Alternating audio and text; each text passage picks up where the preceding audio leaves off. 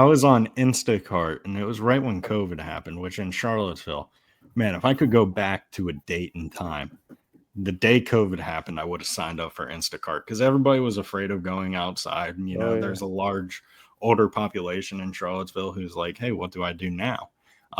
We don't want to go outside. I was a college kid. I drank Steel Reserve malt 40s. Like, if I can handle that, I can handle, whatever germs are out in public. So I was like, yeah, I'll sacrifice. But I can't remember exactly what it was. I don't think there was any alcohol in the order because I would have had to scan his ID. And if I saw his ID, I definitely would have I'd still have a picture of it, not in a creepy way, but in like a, hey, this is kind of funny to have way. But I remember I got to the door and I was dropping off. I think it was definitely from Wegmans because Wegmans was right on the road that'll take you out west.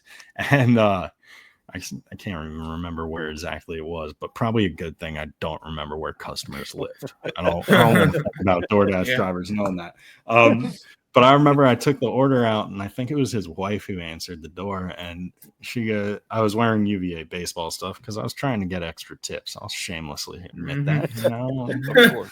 And she was like, oh, you play baseball? I was like, yeah, I'm a closing pitcher. And she was like, oh, my husband played baseball. And I was like, okay. And this is a conversation I've had plenty of times with people where it's like, yeah, I played baseball back in the day. Played at this high school. I was this good. And it's like, okay, cool.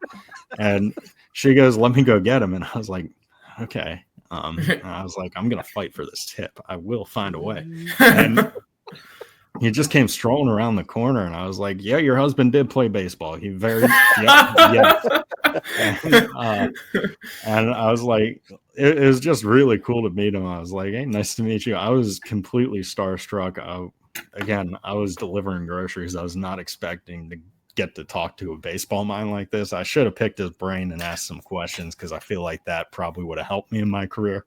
But instead, we just kind of talked about UVA baseball. I was like, I love Coach Oak. He was like, me too. He's a great guy. Abbott was one of my guys. And so we talked like that. And then I got back in the car, $50 tip. You kidding me? Oh, wow. What a guy. Awesome. That sticks with you. I won't remember the order, but I will remember